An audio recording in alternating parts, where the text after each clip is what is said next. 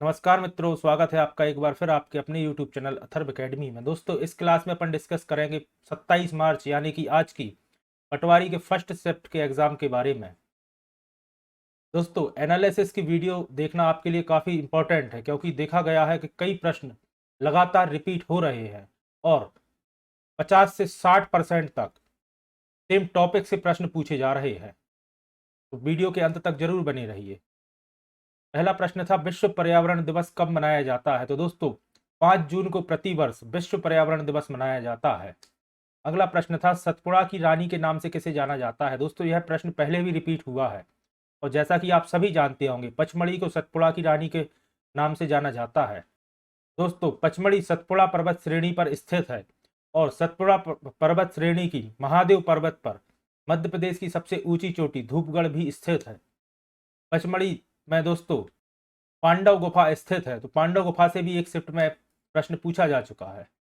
अगला प्रश्न था, महात्मा गांधी को पहली बार जेल कब हुई थी? तो दोस्तों, 10 अप्रैल 1919 को महात्मा गांधी को पहली बार जेल हुई थी और इस बारे में मैं आपको जरा सी जानकारी देना चाहूंगा। महात्मा गांधी को रॉलेट एक्ट के विरोध में सत्याग्रह करने की वजह से ब्रिटिश पुलिस ने पालवर रेलवे स्टेशन से इन्हें गिरफ्तार किया था। अगला प्रश्न था, मगध साम्राज्य का संस्थापक कौन था? तो दोस्तों, बृहद्रथ मगध साम्राज्य का संस्थापक था। अगला प्रश्न था, हाइग्रोमीटर की खोज किसने की थी? दोस्तों, हाइग्रोमीटर के बारे में मैंने आपको अपनी क्लास में पढ़ाया है और यह वायु में आर्द्रता मापने का यंत्र है। इसकी खोज लियोनार्डो दा विंची ने की थी। अगर आपसे अगले एग्जाम में पूछा जाए कि कब की थी, तो याद रखिएगा 1480 में लियोनार्डो विंची ने द हाइग्रोमीटर की खोज की थी। अगला प्रश्न था, 1999 में कौन सा टाइगर रिजर्व बनाया गया? तो दोस्तों, सतपुड़ा राष्ट्रीय उद्यान को 1999 में टाइगर रिजर्व घोषित किया गया और अगर इसकी स्थापना पूछी जाए तो इसकी स्थापना वर्ष 1981 में की गई थी। तो ये दोनों डेट्स याद रखिएगा। 99 में पहला टाइगर रिजर्व बनाया गया और 1981 में इसे राष्ट्रीय उद्यान घोषित किया गया। साथ ही धूपगढ़ श्रेणी, जो कि महादेव पर्वत श्रेणी पर स्थित है, धूपगढ़ की चोटी जिसकी हाइट 1352 मीटर है, वह सतपुड़ा राष्ट्रीय उद्यान सतपुड़ा पर्वत श्रेणी के अंतर्गत ही आती है। तो यह भी याद रखिएगा। फिर प्रश्न था, तंत्रिका तंत्र की कौन सी कोशिका सबसे ज्यादा उत्तेजित रहती है? तो दोस्तों, न्यूरॉन कोशिका, जो कि मस्तिष्क की कोशिका है, सबसे ज्यादा उत्तेजित रहती है। फिर प्रश्न था, आईएफसी संस्थान की स्थापना कब की गई? तो इसकी स्थापना वर्ष 1956 में की गई। आईएफसी दोस्तों, इंटरनेशनल फंड कॉरपोरेशन इसका पूर्ण रूप है। तो हो सकता है अगले शिफ्ट में आपसे यह पूछ लिया जाए। फिर था प्रश्न, सापेक्षता का सिद्धांत किसने दिया था? तो दोस्तों, अल्बर्ट आइंस्टीन ने सापेक्षता का सिद्धांत दिया था। अगला प्रश्न था, भारत भवन का निर्माण किसने कराया था? तो दोस्तों, चार्ल्स कोरिया ने 1982 सन में भोपाल में भारत भवन का निर्माण कराया था। तो यह भी याद रखिएगा। फिर प्रश्न था, कैमूर श्रेणी निम्नलिखित में से किस जिले में स्थित है? तो दोस्तों, जबलपुर जिले में कैमूर श्रेणी स्थित है। कैमूर दोस्तों, विंध्याचल श्रेणी का पूर्वी भाग है, यह भी याद रखिएगा। फिर प्रश्न था, सतपुड़ा की सबसे ऊंची चोटी कौन सी है? दोस्तों, जैसा अपन ने डिस्कस किया, 1352 मीटर हाइट धूपगढ़ की है, जो कि मध्य प्रदेश की सबसे ऊंची चोटी और सतपुड़ा श्रेणी की भी सबसे ऊंची चोटी है। तो याद रखिएगा। अगला प्रश्न था, नवीन स्वास्थ्य सर्वे के अनुसार नवजात शिशु मृत्यु दर कितनी है? इसका जवाब होगा 28 शिशु प्रति 1000 नवजात शिशु। और अगर अधिकतर पूछा जाए तो मुरैना जिले की सर्वाधिक है, जो कि है 48 शिशु प्रति 1000 नवजात शिशु और यह रिपोर्ट वर्ष 2022 की है। इसे भी याद रखिएगा। फिर प्रश्न था, लाल चींटी में कौन सा अम्ल पाया जाता है? तो जैसा कि आप सभी जानते होंगे, लाल चींटी में फॉर्मिक एसिड या फॉर्मिक अम्ल पाया जाता है।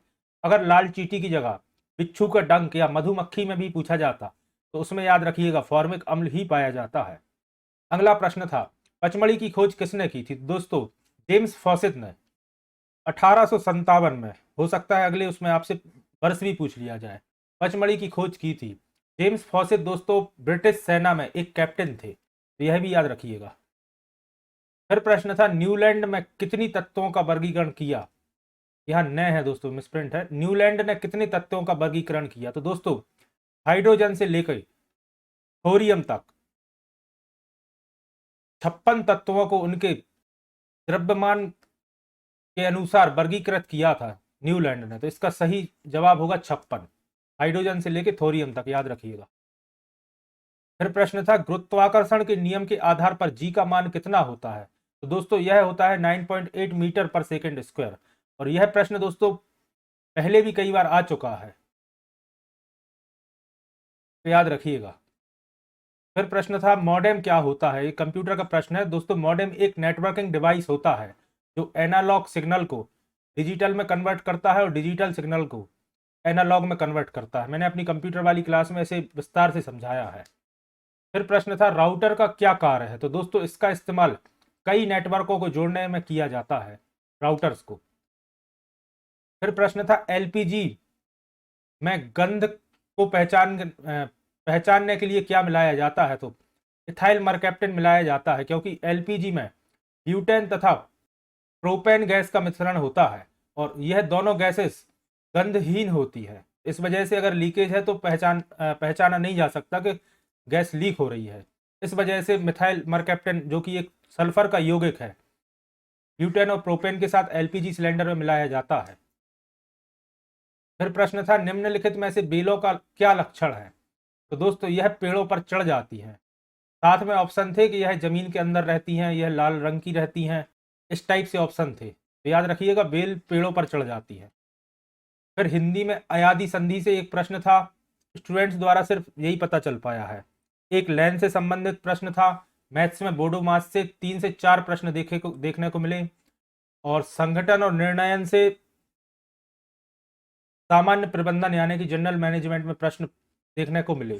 तो दोस्तों स्टूडेंट से इतने ही प्रश्न मिल पाए हैं और इसके आगे के अगर प्रश्न शाम तक मिलते हैं तो मैं सेकंड शिफ्ट की वीडियो एनालिसिस के साथ फर्स्ट शिफ्ट के जो बाकी रिमेनिंग प्रश्न हैं वो भी इंक्लूड कर दूंगा। तो आशा करता हूं कि आज की क्लास आपके लिए उपयोगी साबित होगी।